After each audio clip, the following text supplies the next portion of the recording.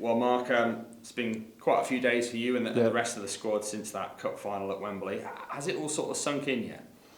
Yeah, listen, fabulous weekend and rightly deserved. I thought it was just a great weekend for the club, but more importantly for the players, us as a group and the fans. And Saturday night, long day, longer evening getting back up, but Sunday when everyone were out, celebrating with the fans and mixing together, they've made memories that are going to last a lifetime. And then recover Monday, and then we're back to it Tuesday evening, ready for a tough game that's coming up against Bradford in the league.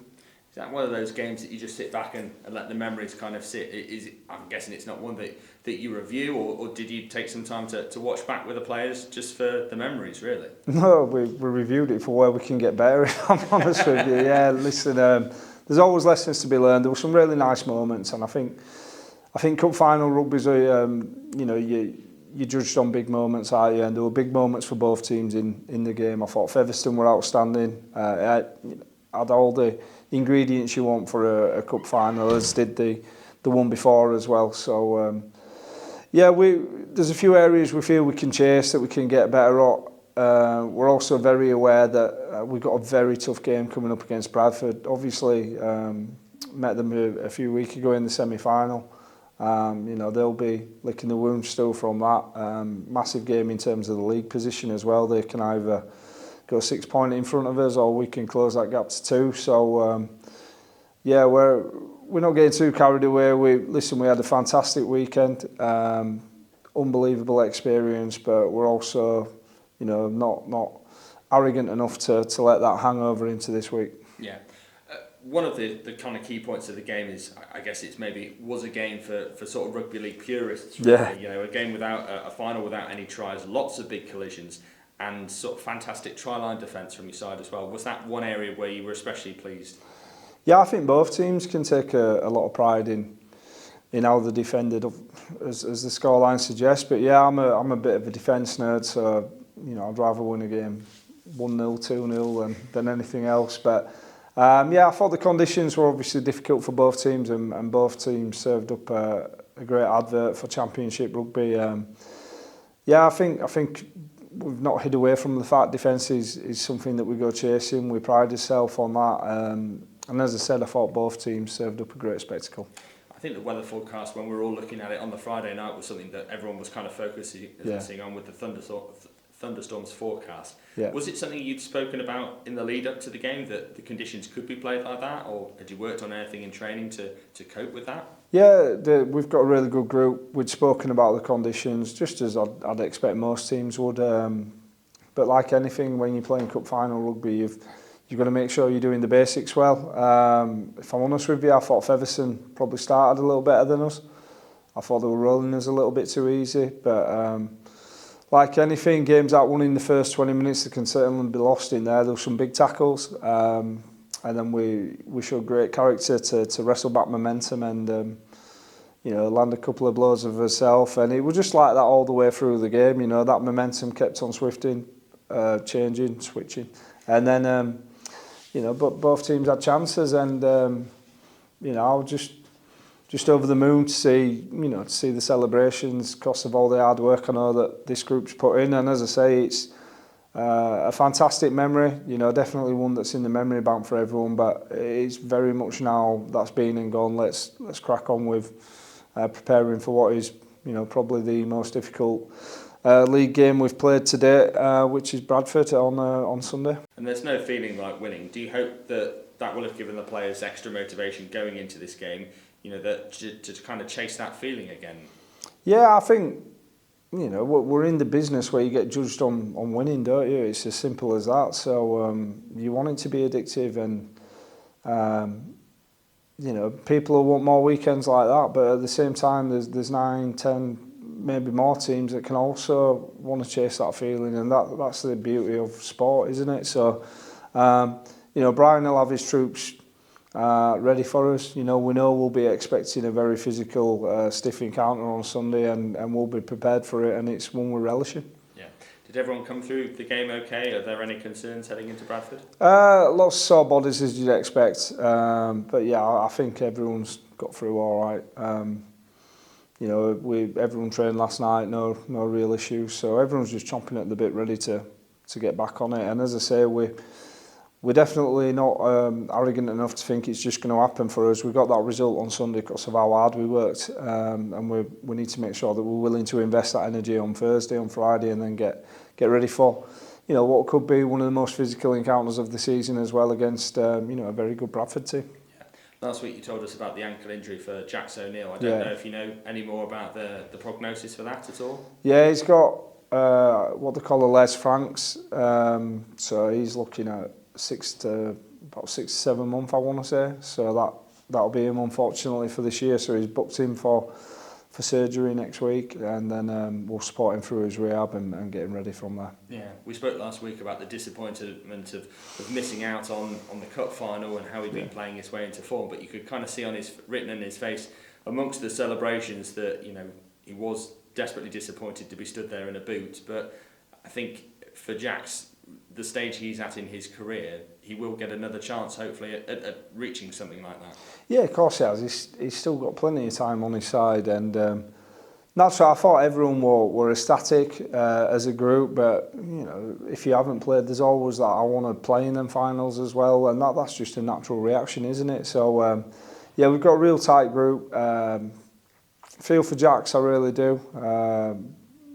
But you know, he's put a lot of work into his personal development over this last 6 months, and I've got no doubts that you know, he'll be back bigger, faster, and stronger from, you know, what is a very unlucky and cruel setback. Yeah. Meanwhile, it's been announced that Jack Teamby's left the club after 7 years. You only worked with him over the last 12 months or so, but he's been a tremendous servant for this club. Yeah, I've known Teamby years. I class him as a friend as much as anything, and you know, for what he's done for York, he's a York legend. He's been at this club through thick and thin, and you know, take my friendship away from it, I've got to do my job as a coach. And we had a pretty honest chat a few weeks ago about where things stood. A good opportunity had come up at Keighley for Jack to sign a 2.5-year deal. We announced it as a loan to start with because we wanted Jack, and I think he'd earned the right to be part of that Wembley weekend. We didn't want him cut loose from that, especially after everything he's given to this club. And then as soon as that were out of the way, we felt it were important that we didn't hold Jack back from, you know, an opportunity such as that, where he could get regular rugby and, you know, make new memories there. So, listen, unbelievable what Jack's done for this club, and I'm so proud of him, how he's handled this. It's never nice when, you know, you're not playing regularly, and you know, sometimes as a coach you've got to make them tough calls, and it's never personal. It's always what's right for the team, and I felt it were a right move for Jack as well, that an opportunity had come where he could be, you know, a mainstay of that pack and help Keighley, you know, push for promotion back into the Championship, which I'm sure they will. And meanwhile, Ben Jones-Bishop was obviously cup tied at the weekend, so you got a bit of selection headache going into this week on the left wing. Well, yeah, just in general, I think it's how you want it though. You need competition for spots, and the best players thrive off that and take the game to new levels, don't they? So, yeah, listen, we've got some great competition. Long may it continue. Will Dagger's obviously on the comeback trail as well, such as Mitch Clark as well, you know, which is going to add even more selection headaches if everyone stays fit. So, yeah, it's I'd rather have these headaches, as I said all along, than you know, the other kind. Still a couple of weeks away, those two? Yeah, so you've got Bailey Antrobus is back in full training, just non-contact, so he's got a month or two, if I'm right. Mitch, he should be around 2 to 4 weeks, if I'm right. I might be wrong there. I'm sure it's end of this month. And then Dags, again, I think it's similar to Mitch. So, you know, hopefully over the next month or so, they should be back, and you know, hopefully over the next month or so we won't pick up any new ones. But that's rugby league, isn't it? You know, it all sounds good when you plan it out like that, but no plan survives first contact, does it? Yeah. And there are no easy games in the Championship, as you mentioned, but it's the start of a really sort of tough run for you, and Bradford coming for you at the weekend, a tough fixture to get you back into the league campaign. Yeah, I think they're all tough. You know, as I said, it's a big game for the reasons I've just said to you too, but also that Bradford will be feeling, you you know, hurt seeing us obviously at Wembley and not them, you know, just as we would have done. So we've got to expect that response, but at the same time, as we'll focus on ourselves. We know where we need to improve. We know where we feel we've got some big gains to get after, and yeah, as you've just said there, every team you play has got something to play for, haven't they? That's the beauty of how close this competition is. Yeah, you mentioned the Cup semi-final and that 28-20 win. How much do you think you can sort of learn from that? Because it seemed like a game that you sort of dominated them physically, and that's what got you back into that game. Yeah, it were another game where I thought Bradford started very brightly, you know, and we showed great character to wrestle back that. So they're a good team, you know, they've got some great players in the ranks too, and some players that I know very well. So we'll be expecting a strong response, and at the same time, you know, we'll want to land one or two blows ourselves. So it's got all the makings to, you know, to serve up a classic championship game. We've just got to make sure that, you know, we're not too focused on other things, and we're focused just on the here and now, which is making sure we show up at Bradford and do what we need to do. Yeah, I guess the last thing you want is for it to be an after the Lord Mayor show, really. Yeah, that's it. You know, different sort of game as well. I think, you know, playing at Odsal a different experience to what we've probably had for the last 2-3 weeks. So it's a great challenge in that sense. So I'm just looking forward to it, to be honest with you. Yeah. Brian Noble, we've spoken about him, and you mentioned how he'll be obviously hurt from that Cup semi-final, and so experienced in the game, so he'll be, I guess, saying all the right things to get his players to I guess, get one back on you. Oh, 100%. Listen, Brian's a very experienced coach. I've got a hell of a lot of respect for him. You know, he's been there, done it all. You know, and you can't take them accolades away from people. And he said some very kind words to me after that semi-final. I saw him before the cup final, and he said some very kind words, and things like that show you why he's so respected in the game. So yeah, he'll definitely have his players motivated, and they're a very well coached team at Bradford. You know, with Brian and obviously Lee Greenwood there as well, Keith Senior. So you've got a coaching team there that knows how to prepare a team. So we know what they're going to be doing, and I think we'll be doing exactly the same. So we've just got to make sure we focus on ourselves and you know, talk about what we want to achieve and where we want to go. And it's obviously a game, if the result goes the right way, that could see you narrow the gap on Bradford in the championship table as well. So an important game from that point of view as well.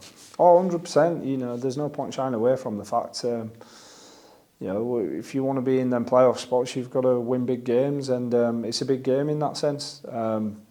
So it's one we're looking forward to. I know Bradford will be looking forward to it, and yeah, without sounding too cliche as every week I do, you know, two good championship teams locking arms and getting at it. Thank you. Thank you. Hi, Mark. Yeah. First of all, obviously, congratulations for the 89-5 win on Saturday. Are you hoping to use that sort of result as now, you know, a bit to build some momentum going into the rest of the league season? Yeah, well, I'm glad that we've got that monkey off us back. That obviously we know we've got what it takes, you know, to get over the finish line on big games. I think that semi-final last year at Wakefield, we felt like, listen, I thought Wakefield would deserve winners, and you know, there were moments in that game that we just felt we let ourselves down in, you know, and we were crying out for another opportunity to get in them big games and put them right, and I thought we did that as a group. So yeah, there's that sense of it, but you know, the league campaign's a different beast altogether, isn't it? It's not knockout rugby, it's about who's the most consistent over a year, and we didn't start how we wanted to start. I think that's fair to say in the league, so it's really important that we make up that ground, and I think, you know, these 3 months that are coming up are why we all play the game. You're going to get tested in ways you probably haven't been tested physically, mentally, you know, and consistently. You've got to string, you know, back-to-back results together and not look too far ahead and things like that. So yeah, it's got all. This is why we all play the game, to play in these sort of months that are coming up. And I think one notable thing over the past weekend as well is just how together the squad has been, you know, in the celebrations, during the match as well. How important do you think that could be as well for the rest of the season in terms of having that, you know, unity within the squad? I think good teams have that unity, yeah. I think The fans were great too. I think one of the most pleasing memories for me over the weekend was just seeing the players all integrated with the fans and everyone just celebrating as one. And I think any good team, you know, throughout any sport, they have that common denominator, which is that togetherness, don't they? So it's something we try to work hard on. Sometimes you can't manufacture it. You've just got to let it happen naturally. And luckily we've got a really good group. We know egos that all, you know, are humble enough to know what they've got to do to help the mate out outside of them. With the news that Jack O'Neill looks to be out for the rest of the season, yeah. Along with Jude Ferreira, of course. What does the club do to sort of, you know, help them and nurse them through that real difficult time? Well, first and foremost, you get a surgery date, so you've got to go through all your scans, find out exactly what damage you've done. A player will then go see a surgeon who'll tell them, you know, when they can get them in, you know, what sort of time frame they're looking at to come back, you know, because obviously it could be an injury of a different grade, you know, grade 1, 2, 3 and so forth. So after you've got that, you then sit down with the medical team. They'll tell you, you know, a return to play protocol, which is great from a medical point of view. They'll then sit down with the S&C team where you can put together some goals and objectives so that they keep, you know, as fit as they can. But more importantly, I think you've got to sit down and ask them how you can support them from a personal point of view. You know, do the family need anything? Do they need anything? You know, reassure them on certain things and just make sure they're as comfy as possible. So all they need to focus on then is getting fit and healthy again without worrying about, you know, some things that can be in the background. I know you've already talked about, you know, competition places and having those selection headaches. With players returning now as well, how do you sort of go about making sure that everyone stays happy within the squad? I don't know. I go on whoever's playing best, if I'm honest with you. It's as simple as that. No, not everyone's going to be happy. I certainly wasn't happy when I wasn't playing as a player. So, yeah, you want to keep your shirt, you carry on playing well, don't you? It's professional sport. It's not, you know, it's not community rugby. You pick on performance. It's, you know, that's nature of the beast, isn't it? With Bradford up next, mid the signing of Conrad Harrell from St Helens on loan. What do you sort of make of him and what can he bring to this Bradford side? Yeah, listen, Conrad's been a top player for many a year. Obviously, we've played against him already at Halifax. I think he hit his hamstring in that second game we played. So it's good to see him back fit, first and foremost. So yeah, he'll definitely add a lot of power and size to what is already a strong and powerful outfit. So it's a chance we're looking forward to. With Bradford as well, rising up as high as second in the league and, you know, in some great form as well, other than that York semi-final loss. Yeah. It's a great game, and it's just to have two really informed teams just locking horns and just seeing whichever one manages to come out on top. Yeah, that's it. That's what it's all about, isn't it? So, you know, Bradford, everyone knew at the start of the year they'd be there or thereabouts. You know, I think they're one of the big spenders in the league. You know, I'm not saying there's always a correlation with what you spend in your league ladder, but, you know, 9 out of 10 times your top spenders tend to be there or thereabouts, don't they? So, yeah, they're a good team, well coached, got some good friends there, and we're looking forward to, you know, to all the things you've just said.